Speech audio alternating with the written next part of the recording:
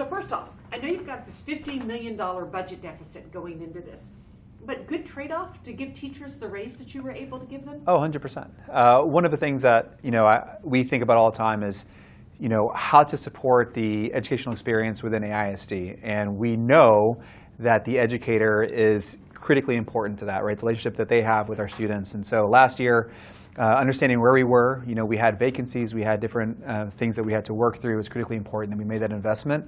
And we saw evidence of that investment working. Attrition at Title I schools is down by almost 11%. Staffing is over 96.5%.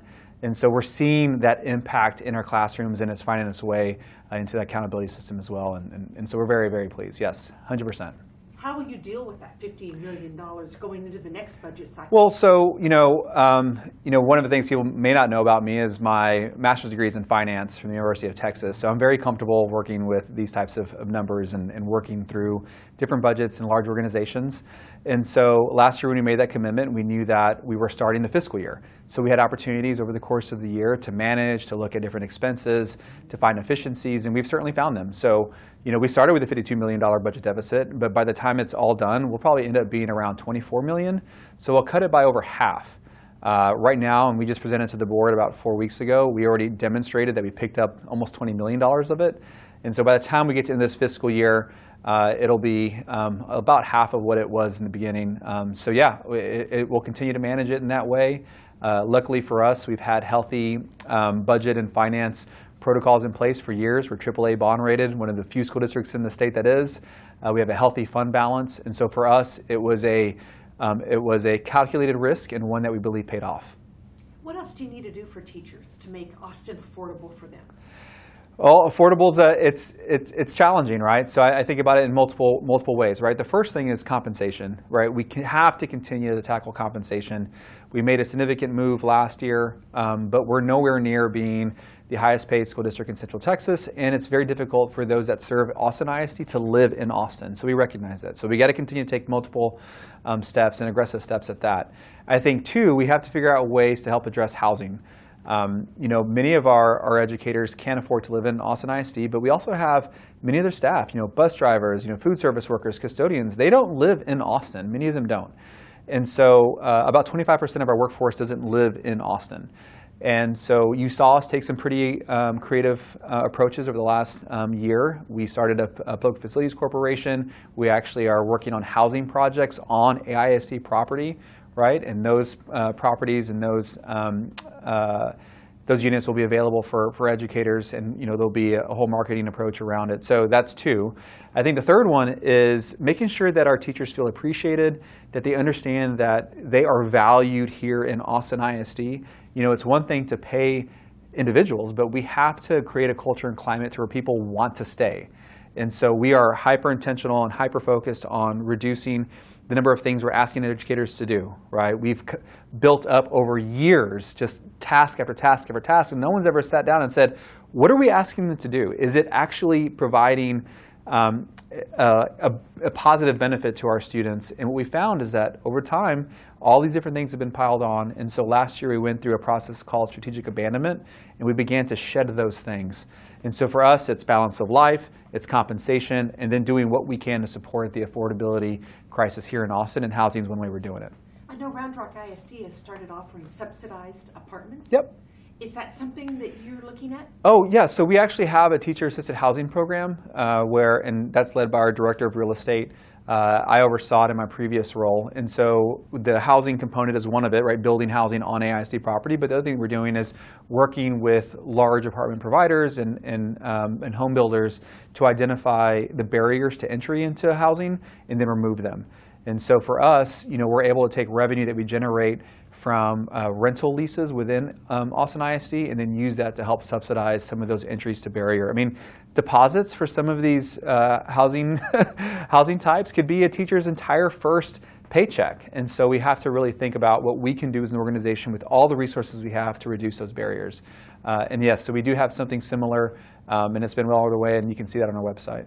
Absolutely. So, all right, special education. Yes. Making progress on these evaluations. Yes. Where do you stand? So we've been able to meet all of our goals that were set out. So the reduction in evaluation backlog is real. Back when we started engaging with TEA and when I came on board as interim superintendent, we set some pretty significant goals around reducing the evaluation backlog. All those goals we actually had to reevaluate because we were making such progress in the spring of last year. And they were reset. We actually incorporated those into the TEA order. And so to date, we've hit every single one of those milestones, TEA order, and we actually had a presentation from our monitors yesterday to the board. All of those milestones have been hit, and so there's been a significant reduction. We're way ahead. There's still a tremendous way to go, but we're doing great work, and the system's responded positively to the kind of the task at hand. Another, I know, challenge you're facing is didn't you, there were like several dozen new positions that you created for special ed? So when I first came on board, it was clear to me we need to make some adjustments fairly quickly. We looked at the organizational structure. We made some adjustments within leadership. We then tried to create the space for the analytics to occur independent of the leadership and decision making. I didn't want individuals who were kind of tasked with leading the work to be mired down in the data analytics, right? So we provided resources so that the reports could be provided to the leaders and decision makers, and that created an efficiency.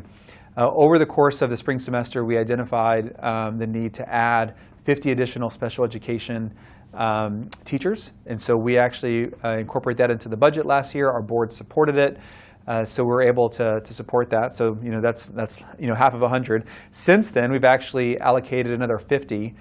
So just less than a year, we've added 100 positions within special education, and that's really in an effort to acknowledge that because we're catching up with and reducing our backlog and evaluations, we have more students that are that have identified needs that we need to meet in the classroom.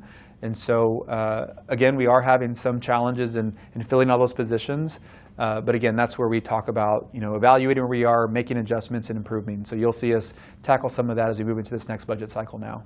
Maybe giving them a bigger bonus or stipend for teaching special ed? Oh, so that's something we're talking about now. You'll see us talk to the board about it. Last year we did increase stipends for special education on top of a $7% increase for our educators, and so we're going to evaluate all that again.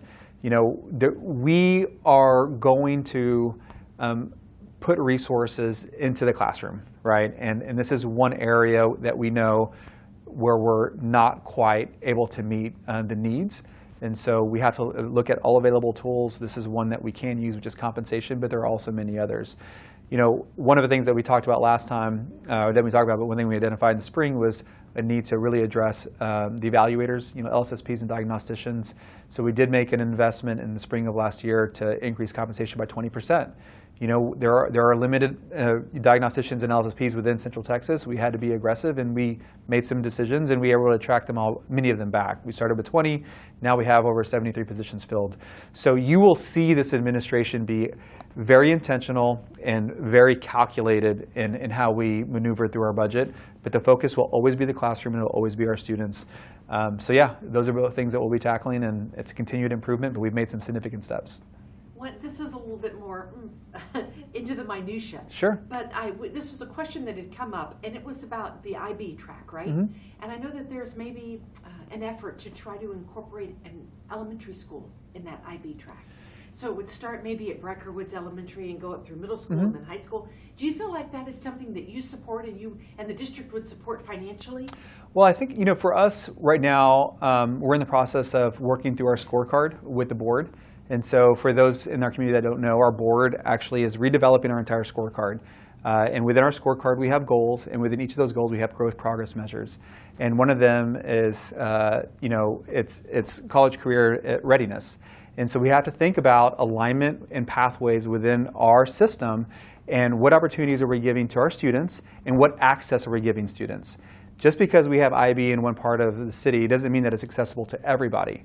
Same thing with AP, same thing with dual credit, same thing with P-TECH or early college, or CTE. And so for us, we're actually in the process right now of redefining our academic vision, making sure that it's aligned with our values, making sure it's aligned with our goals as identified by the board and our community, and then building out initiatives that meet those needs. So I think what you'll hear from me is, generally speaking, I support access.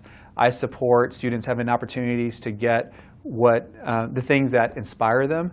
And at the end of the day, they're leaving AISD being a great human, feeling comfortable in their own skin, and with all the skill sets needed to be successful. Specific programming, all of that will kind of come out as we move forward through this process over the next 5 months. But generally speaking, I am supportive of the different programs we have. And do you think elementary school is appropriate for the IB program? One of the things I will tell you is, we explored this a couple years ago, and it didn't quite make. So I'm not going to sit here and tell you, whether I think it's appropriate or not. I think we have to really understand, what our community would like to see, what aligns with our academic vision. Does it align with access for all of our students? And if it does, then you'll see us respond in that way. I think it's critically important that I align our work with the community and with our board. You're never going to see me kind of force something onto the system. I think if we do that, we'll find ourselves years from now being frustrated with the lack of progress. So I think just honestly speaking, we're not quite at a point yet where you can have me say yes this and no this. We're 2 weeks into this new phase of the role, but that'll come out as part of our work in the next about 4.5 months. And last thing, I know you're trying to get enrollment up just across the board and stop losing students, right? What can you do, like in the next year, to maybe impact that? Yeah, there's a couple things. I mean, so first off, enrollment has been declining over the last couple of years. I would say the last 2 years have been relatively flat. So just for context purposes, we lost about 300 students, which is, it is a reduction, but we're 73,000 students, right? So an uptick of 300 students, we wouldn't even really talk about that as well. So, we've been able to kind of, over the last couple of years, mitigate some of that impact. But for us, one of the things we have to focus on is the schools. We have to ensure that our schools are properly resourced, properly supported. If we have vacancies in a school, if we have turnover in principalships, if we don't resource our schools appropriately, families are not going to choose Austin ISD. But we have incredible things going. We have so many great opportunities to support our students. And so for us, it's about supporting those schools that need support. It's about highlighting the great things that are occurring in AISD and recognizing that we're the largest provider of public education in Central Texas. We are. We don't talk about it all the time, but we are. We have 20,000 more students in the University of Texas. So let's leverage who we are as an organization and who we are as a community and talk about how we're going to do things differently as we move forward. So for us, it's a culture and climate. It's being intentional about resource allocation.